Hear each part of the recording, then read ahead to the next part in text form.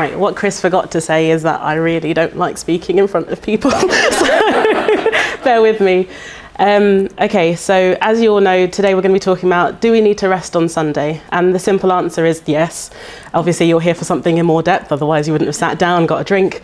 So I'm going to break it down into about 3 concise sections, I think. So the first is going to be why we need to rest. The second, why on a Sunday? And the third is going to be, how does God fit into all of that? So, do we need to rest?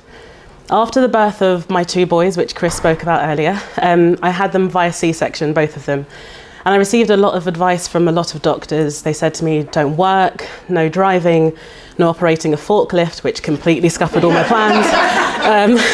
But most critically, I was instructed to rest. And with my first child, that was easy enough, because we were in the middle of 2020, which I don't know if you know, there was kind of a government mandated order to rest. But with my second child, I kind of disregarded that advice. That was about 2 years later. I thought, I've done it before, I feel fine, you know, why should I rest? So about 4 days after my son's birth, I was up, I was moving around, I was doing errands, and I was just refusing to rest. And my body didn't like me for it. If you're anything like me, rest doesn't come very easy to you, or maybe it does come far too easily to you, I don't know. But I know that I often feel like when I rest, I have to let go of the control I have over my life, and that's a very scary concept. That was until about 2 years ago when I had my first experience of real and true burnout, and my body just physically stopped for 2 days. Had no strength to pick up my 6-month-old baby at the time, and I had to seek medical help. But don't worry, it does get better, it does get better. So, what was prescribed for me? Among all the other things, the most important prescription was rest, again. And really, my GP just looked at me like I was insane for having done completely 6 months without stopping. Sometimes we fall into the belief that we alone possess the capability to perform our tasks. We think that if we do anything that, if we stop doing anything, that we are doing, the world will stop and will eventually start crumbling down around you. But let me tell you now, even the most industrious minds require some rest. So take Bill Gates and Warren Buffett. I think they're the richest people, I don't know. But both of them, so Mr. Gates, he recreationally plays tennis for fun. That's his way of taking some time out. And Warren Buffett has one of the healthiest work-life balances I think I've ever seen in my life. Like, he's managed to just get it. And that's not something that he implemented once he was rich and he had the money to do so. It's something that he has had from the day dot. So why did I think that it was okay to deny myself the fundamental need to rest? Well, being a second-generation immigrant, my upbringing was very, very much ingrained in the idea of a very strong work ethic. My parents built a life for me and my 6 brothers out of nothing, and consequently we learnt from a very early age to work diligently for what we want in life. Rest became kind of synonymous with laziness, and I could never quite strike the balance between rest and recuperation and just stopping completely. There was no place between the extremes of workaholic and slacker that I acknowledged. So that leads me on to my next point. Sometimes we can mistake rest for idleness. So we're going to just travel back a little bit, maybe a decade or so. Do any of you remember what you were doing 10 years ago? Yes? No? Hands up? No? Okay, cool, great memories, guys. I also remember what I was doing 10 years ago. I spent most of my time procrastinating because I didn't want to do my dissertation, like at all. I barely attended any lectures at that point. I was relying heavily on the assumption that English was one of those subjects you could just blag. And my days were spent basically within my halls. Was I productive? Absolutely not. Did I feel rested? Not in the slightest. And why? Because rest doesn't mean sitting idly for elongated periods of time. Rest, according to a very, very quick Google, means to cease work or movement in order to relax, sleep, or recover strength. So, though it can sometimes and often involve doing nothing, that's not the destination, but rather the journey. I feel like I should stand like this now. Anyway, sorry. So why am I telling you all of this? Why am I going through all of this? Perhaps in some cases it might ring true for you guys, or you might know someone who might suffer from the same degree or some degree of the same kind of ethics. But it's important that you just tell everyone that you meet that the world won't stop if you take a day off. It really won't. So I just wanted to set the background of why we need rest in general. If there's one thing that you take away from this, please let it be that rest rejuvenates the body, it fosters creativity, and it nourishes the soul. So, full disclosure, as Chris already said, my job title may have hinted somewhat that I am a devout Catholic. I was raised in a Catholic household, and I'm trying as best as I can to pass on the faith to my children. So it's pretty much built into the fibre of my being that Sundays are a day of rest. Not that I always use it, but it's built into the fibre of my being. To paraphrase a quote from the Bible, God created every day and made it good, and on the seventh day he rested. Yes, even God rested. So that's why as Christians we are called to rest on the Sabbath as well. It's a weekly day of rest and time of worship. This ethos is reflected in the fabric of our society. If you look across the UK, you'll see that things like Sunday trading hours still exist, and that's not a coincidence. It just does, because this is predominantly a Christian country. And when I was asked before to do this talk and to contemplate the significance of Sundays as a day of rest, I found myself wondering about the rationale behind bank holidays, because if it's not important, then bank holidays can fall on any day. I always wondered why they were transferred to the following Monday or the Tuesday if they fell on a Sunday or a weekend. And the rationale is clear. They represent additional days of rest and cannot impinge on the days of rest that are already marked for us, the Sundays. If you'll allow me a little bit of a further indulgence, because when I get into the whole researching of things, I kind of get a bit weird. I went further into the rabbit hole and I looked up where the phrase FOMO comes from. Now, bear with me, there is a reason for this. So it was actually coined by this guy called Patrick McGuinness, who popularised it in 2004, so 20 years ago, in a magazine for Harvard Business School. And in practical terms, basically, sometimes you do need a day of rest, a designated day of rest at a national level to alleviate the fear of missing out. I know I do, I definitely do. But our culture really sends mixed messages at this point, because in a post-COVID world, remote working has become part of the norm. Many jobs have transitioned into hybrid working. I know, for like show of hands, who does hybrid working? I'm definitely one of them. And while it can be really, really beneficial, I know for me it's beneficial in the sense that I get to look after my children when my husband's at work. It can also mean that switching off is almost impossible. We should get to 5 p.m, at least for my job it's 9 to 5, so I should get to 5 p.m. and I should turn off my computer. But a lot of the time, if there's another email I need to send, if there's some kind of urgent matter happening, a lot of the time I end up just staying on, and it gets to 7, 8, sometimes even 9 o'clock. And I haven't done anything other than work. So the need to carve out a designated day or a moment of relaxation and like just disengaging is very, very important. Okay, so I'll take a little sip of water. So why Sundays? Sundays are a time of rest, and I was trying to figure out what's the best way to summarise why Sundays. And I happened upon this quote from The Chosen, which, if you haven't watched it at all, it's a fantastic show. Like, no matter what your religion or creed, it's amazing. And the quote is, "The Sabbath is a time to honour 3 things: our family, our people, and God. We rest because he rested on the 7th day. We rest to refresh our souls and to know him better." Now, nearly every culture venerates the tradition of preserving memories through storytelling. In the critically acclaimed film Coco, one poignant scene illustrates the importance of remembering loved ones to keep their spirit alive. For those of you who've seen it, you'll know it's when Miguel meets, not Miguel meets Hector, when he meets Chicharron, and they explain the idea of, how the soul lives on. Now, while that's not necessarily what Catholics believe or how it works, it does highlight the value of learning about God through the narratives written about him.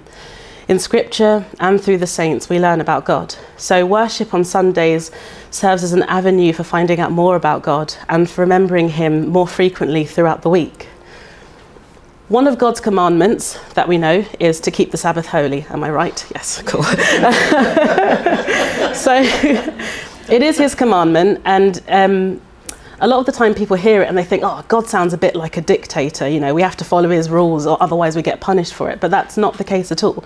We are granted the freedom to choose. Hopefully you do choose to go, but we are granted the freedom to choose. But a bit similar to visiting a close friend or a loved one, I go and see my mum on a weekly basis, who's here.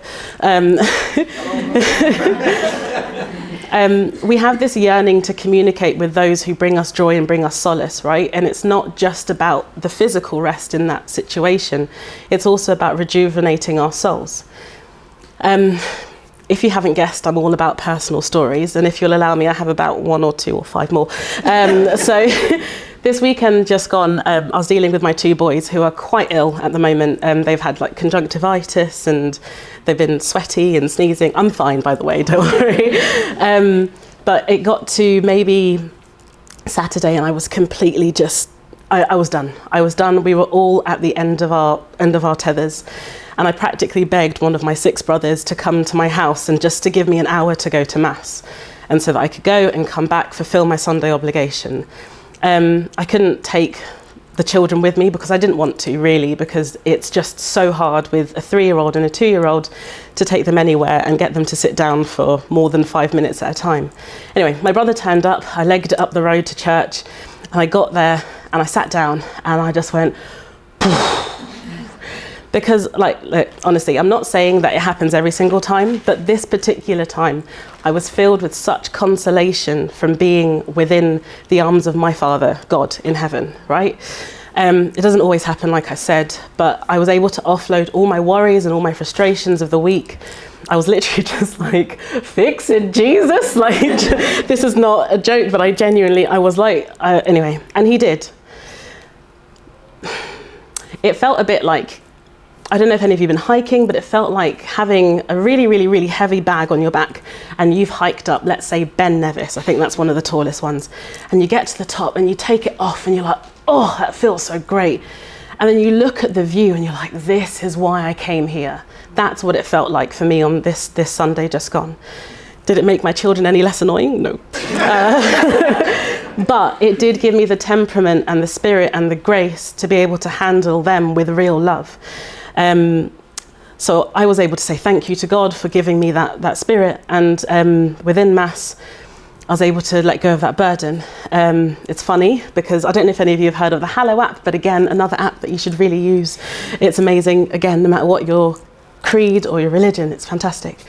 Anyway, it was talking about a bit in the Bible where Jesus says, come to me all you who are wearied and overburdened and I will give you rest, because my yoke is gentle and my burden light. And I laughed so hard because I was like, okay, God, I get it. I'll speak about you at St. Patrick's tomorrow. Okay, fine.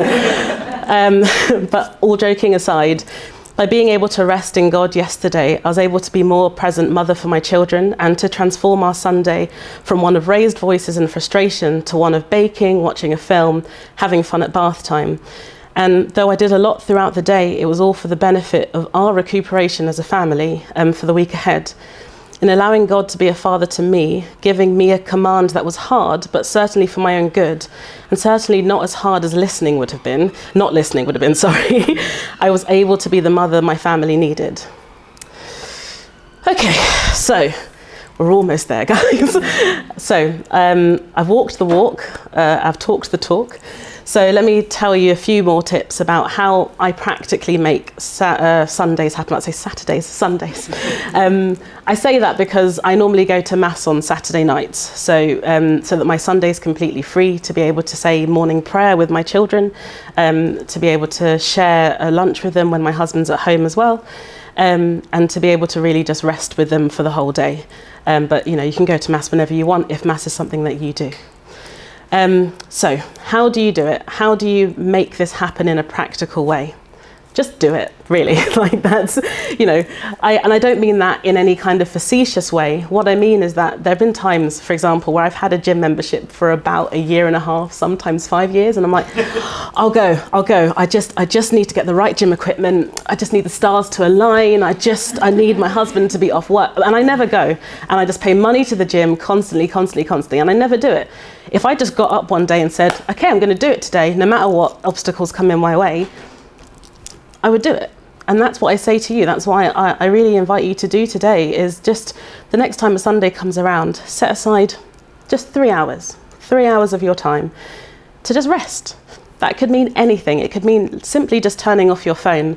I got an alert on my phone saying that I have exceeded my time on my phone every day this week. Now, I have it set for 8 hours a day. That's not a good thing. And, you know, I think that really, if you just give yourself that bit of respite, it will help you to start building slowly and slowly until you find something that works for you. And then you'll end up having a full day of R&R. You'll just, oh yeah, this is amazing. I want to do it again next week. I think that not every Sunday, as I was saying to you before, not every Sunday goes in the same way that I've described my Sundays have gone. Resting yesterday, for example, involved baking, as I said, some salted caramel cakes. But that's my way of decompressing and my way of recuperating and relaxing. Not everyone has the same way of doing it, so find your way. My husband does shift work, and so we don't always get our Sundays together. And that's not a problem necessarily, because we always find times in the middle of the week when he's off and I might be working from home to have our version of a Sunday. And that may be the case for some of you. I know that my mum used to do shift work quite a lot when she was doing nights all the time. I grew up with with nights, mum gone for the nights, but that's okay, because sometimes Sundays aren't always an option. The point is to find that time in your week in order to stop. For example, I have a brother who's, I wouldn't say famous actor, but he's pretty well known. And he's on a fairly involved tour at the moment around the UK, and he doesn't get Sundays off. His days off are Mondays and Tuesdays. Now, try to get a hold of him on Mondays and Tuesdays, it's completely impossible, because that's the time that he's taken to rest and recuperate. What I'm trying to say with all of this is that it is possible to find even just a pocket of time in your week to rest. It's essential for human life. Where was I? Sorry. Okay, so the next question is, I guess, what if you have children? Any of you here have children other than me? Okay, 2, that's great. So this is for you. Okay, so what if you have children, right? Going into the bathroom and locking the door and screaming is not an option, okay, as much as you might want to. But going for walks with them, playing board games, if they're old enough to pay attention for that long. Films are not evil, okay? They're great for keeping children's attention. Baking and cooking, as I've said.